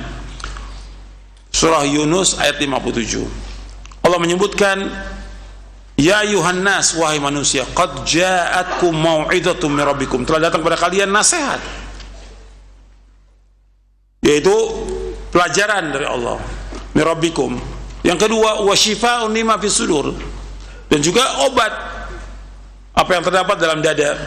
Yang ketiga, hudan sebagai petunjuk. Yang keempat, rahmatun lil mu'minin, rahmat. Jadi Al-Quran merupakan nasihat, pelajaran. Al-Quran merupakan penyembuh dari berbagai macam penyakit. Al-Quran sebagai petunjuk dan Al-Quran sebagai rahmat. Al-Quran merupakan penyembuh yang sempurna di antara seluruh obat hati dan juga obat fisik, sekaligus sebagai obat bagi seluruh penyakit dunia dan akhirat. Tidak setiap orang muslim mampu dan dapat melakukan penyembuhan dengan Al-Quran, dan ini bisa dimaklumi jika pengobatan dan penyembuhan itu dilakukan secara baik terhadap satu penyakit dengan didasari dengan kejujuran dan keimanan, penerimaan yang penuh, keyakinan yang pasti, juga terpenuhi syarat-syaratnya, maka tidak ada satu penyakit pun yang mampu melawan Al-Quran untuk selamanya. Bagaimana mungkin penyakit-penyakit itu akan menentang dan melawan firman-firman Rabb bumi dan langit, yang jika diturunkan kepada gunung, niscaya akan membuat gunung itu porak-poranda, atau jika diturunkan kepada bumi, maka bumi ini akan terbelah. Karena itu tidak ada satu penyakit hati dan penyakit fisik, melainkan dalam Al-Quran terdapat jalan penyembuhannya. Sebab kesembuhan serta penjagaan dari keduanya bagi orang dikaruniai oleh Allah pemahaman oleh Allah terhadap kitabnya. Dan Allah Rabb yang perkasa lagi magung telah menyebutkan dalam Al-Quran beberapa penyakit hati serta penyakit fisik juga disertai oleh penyebutan penyembuhan hati dan fisik sempurna dan juga nyata, konkret. Adapun penyakit-penyakit hati terdiri dari dua macam. Penyakit hati terdiri dari dua macam. Yang pertama, penyakit syubhat, atau sifat ragu-ragu, samar-samar. Ini merusak ilmu ini. Kemudian yang kedua, penyakit syahwat, itu kecenderungan mengikuti hawa nafsu, dan ini merusak amalan. Kalau syubhat merusak apa? Ilmu. Kalau syahwat merusak amal dan juga merusak tujuan. Tujuan hidup manusia ini rusak dengan syahwatnya. Tujuan hidup seorang mukmin apa? Surga. Kalau udah syahwat itu merusak tujuannya, terhalang tuh. Kalau dia sibuk dengan apa? Dengan dunia, dengan harta dunia, dengan segala macam sudah sibuk, lupa dengan tujuannya. Itu syahwat. Dan Allah sebutkan bahwa Allah menyembuhkan dua penyakit ini, syubhat dan syahwat. Jadi Allah sebutkan secara rinci. Ini disebutkan oleh, ini saya terjemahkan dari Zadul Ma'ad min Hadi Khairul Ibad oleh Imam Al-Qayyim di juz yang keempat. Di Zadul Ma'ad juz yang keempat itu Al-Qayyim menjelaskan tentang penyakit-penyakit dan obatnya. Nanti anda melihat di Zadul Ma'ad min Hadi Khairul Ibad di juz yang keempat, Ibnu Qayyim ketika menyebutkan tentang Al-Quran penyembuh, kemudian penyakit, beliau sebutkan bagaimana cara pengobatannya. Anda bisa lihat tuh Zadul Ma'ad. Allah SWT berfirman di dalam surah Al-Ankabut surah 29 ayat 51, awalam yakfihim anna anzalna 'alaikal kitaba yutra 'alaihim inna fi dzalika la rahmatan wa dzikra liqaumin yu'minun. Apakah tidak cukup bagi mereka bahwa kami telah menurunkan kepada kalian kitab Al-Quran? Apakah tidak cukup bagi mereka bahwa kami telah menurunkan kepadamu Muhammad Al-Quran yang dibacakan kepada mereka? Sungguh dalam Al-Quran terdapat rahmat yang besar dan pelajaran bagi orang-orang yang beriman. Anda perhatikan lafadznya dalam ayat ini. Saya ulangi, antum dengarkan. Surah Al-Ankabut ayat 51. Al-Ankabut ayat 51. Awalam yakfihim anna anzalna 'alaikal kitaba yutra 'alaihim inna fi dzalika la rahmatan wa dzikra liqaumin yu'minun. Apakah tidak cukup bagi mereka bahwa kami telah menurunkan kepadamu Muhammad yaitu Al-Quran? Apa enggak cukup yang dibacakan kepada mereka? Sungguh dalam Al-Quran terdapat rahmat yang besar dan pelajaran bagi orang-orang yang beriman. Artinya Al-Quran cukup ini sebagai petunjuk, sebagai rahmat, sebagai wahyu kitab ilmu yang kita pahami, yang kita amalkan, sebagai penyembuh dari berbagai penyakit. Cukup udah. Al-Quran ini. Makanya kata Al-Imam Muqayyim rahimahullah, kata beliau, "Fama lam yashfihil Qur'anu fala syafahu Allah, wa ma lam yakfihi fala kafahu Allah." Barang siapa yang tidak bisa disembuhkan oleh Al-Quran, berarti Allah tidak memberi kesembuhan kepadanya. Barang siapa yang tidak dicukupi oleh Al-Quran, berarti Allah tidak memberikan kecukupan kepadanya. Ya, Al-Quran ini sebagai petunjuk, Al-Quran sebagai syifa, penyembuh, penawar dari berbagai penyakit. Jadi kalau orang mau berobat, ya dengan Quran, dibacakan Quran itu, bacakan ayat-ayatnya. Nabi sudah sebutkan, nanti antum bisa lihat tentang ruqyah syariah ini di dalam buku Doa dan Wirid. Saya sudah sebutkan nih bagaimana.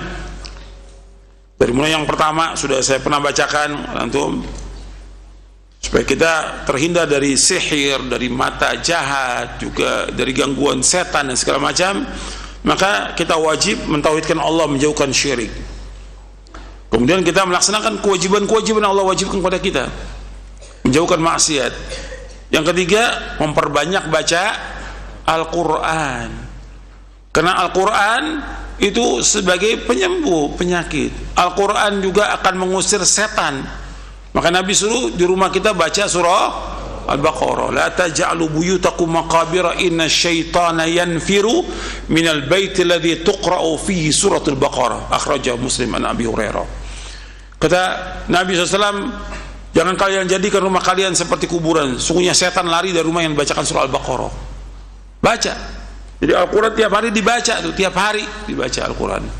Minimal 1 juz, kalau bisa 2 juz, kalau bisa 3 juz. Hadis yang tadi saya bacakan Sahih Muslim. Kemudian memperbanyak baca la ilaha illallah wahdahu la syarikalah lahul mulku wal hamdu wa huwa ala kulli syai'in qadir. Baca sehari 100 kali, atau boleh juga pagi 100, sore 100. Ini menghindari dari gangguan setan. Kemudian baca zikir pagi sore, jangan tinggal tuh zikir pagi sore, antum baca tiap hari. Jangan tidur, jangan tadi seperti yang saya ceritakan tadi di awal, habis sholat salam kanan salam kiri tidur. Berarti ketika dia mau sholat mungkin dia baca bismikallahumma amutu wa ahya, bukan dia baca bacaan sholat, bukan apa, dia niatnya mau tidur itu sampai ngorok. La haula wala quwwata illa billah. Ini penyakit, ini penyakit gitu. Dan kadang-kadang seperti ini gimana? Kan udah langsung gimana di ruqyah? Jangan di ruqyah, antum sendiri bisa ngobati gitu. Sekarang kan apa-apa ruqyah. Ruqyah, anak nakal di ruqyah. Ya Allah, anak nakal di ruqyah. Ya, anak nakal ini dikasih pelajaran supaya nggak nakal, bukan di ruqyah. Sekarang semuanya hatta mobil di ruqyah. Motor. Berarti ini nggak waras sudah, ini nggak waras, ini nggak waras. Jadi ada ruqyah yang syariah, ada ruqyah yang apa? Yang bid'ah. Seperti ruqyah jama'i juga itu bid'ah itu. Ruqyah jama'i itu bid'ah itu. Jadi banyak hal yang nggak perlu diruqyah, karena pada asalnya yang Nabi ajarkan kepada umat wahyu Quran Sunnah itu yang dipelajari. Ketika mengalami sesuatu gangguan ya diruqyah, bukan tiap hari meruqyah, bukan. Tadi sudah saya sebutkan kita harus mentauhidkan Allah. Berarti untuk mentauhidkan Allah belajar nggak? Ya belajar, menjauhkan syirik. Yang kedua tadi apa? Yang pertama tauhid, yang kedua melaksanakan kewajiban-kewajiban, ketaatan kepada Allah, menjauhkan maksiat. Yang ketiga baca Al-Quran. Yang keempat baca la ilaha illallah syarikalah lahul mulku wa syai'un qadir, pagi dan sore 100.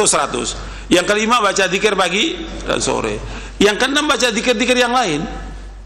Kan ada tuh zikir bangun tidur, zikir masuk ke WC, keluar dari WC, zikir ketika orang keluar rumah, masuk rumah, itu semua zikir. Ketika dia mau bercampur dengan istrinya, suaminya, itu zikir. Arti baca doanya. Zikir jangan tinggal. Orang mukmin harus terus berzikir. Dan Allah menyebutkan, ketika menyebutkan tentang zikir, enggak Allah sebutkan dengan sedikit, tidak, sebutkan dengan banyak. Ya ayyuhalladzina amanu dzkurullaha dzikran katsira wasabbihuhu bukratan wa asila, dalam surah Al-Ahzab. Wahai yang beriman, zikirlah kepada Allah dengan zikir yang banyak dan bertasbih kepada Allah pada pagi dan petang. Zikir yang banyak, ya suruh banyak berzikir kita setiap waktu. Lagi duduk berzikir, lagi di mobil berzikir, di atas motor berzikir, lagi duduk berzikir, lagi berbaring berzikir, terus tinggal dia berzikir. Atau tempat dagangan, tempat kerja berzikir. Allah menyebutkan dengan zikir yang banyak. Hatta kita lagi usaha dagang juga zikir yang banyak. Karena Allah menyebutkan di surah Al-Jumu'ah, "Fa idza qudiyatis shalah fantashiru fil ardi wabtaghu min fadlillah wadhkurullaha katsiran la'allakum tuflihun." Hatta dagang disuruh untuk banyak berzikir.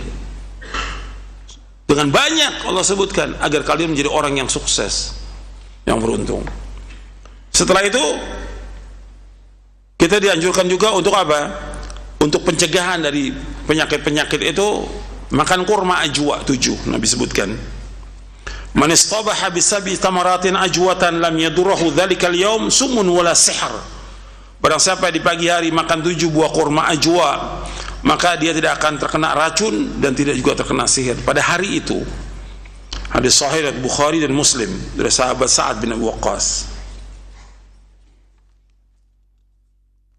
Kemudian kalau memang terjadi juga dia terkena sihir atau gangguan setan atau diganggu, maka dia meruqyah. Dia baca ayat kursi, baca 2 ayat terakhir dari surah Al-Baqarah, baca surah Al-Kafirun, baca surah Al-Ikhlas, baca surah Al-Falaq, baca surah An-Nas, baca 3 kali itu. Al-Ikhlas 3 kali, Al-Falaq. Dibaca. Kemudian baca zikir-zikir yang diajarkan oleh Nabi. Dan kita juga bisa bacakan. Yang terkena istri kita, anak kita, atau suami yang terkena, bacain. Kita pegang bagian yang sakit, kita baca As'alullahal azim Rabbal arsyil azim ayyashfiyaka 7 kali. As'alullahal azim Rabbal arsyil azim ayyashfiyaka. Aku mohon kepada Allah yang yang maha agung, Rabbul arsyil azim, Rabb arsy yang maha agung, ayyashfiq, untuk menyembuhkan kamu 7 kali. Dan hadisnya sahih riwayat Tirmidzi dan Abu Daud.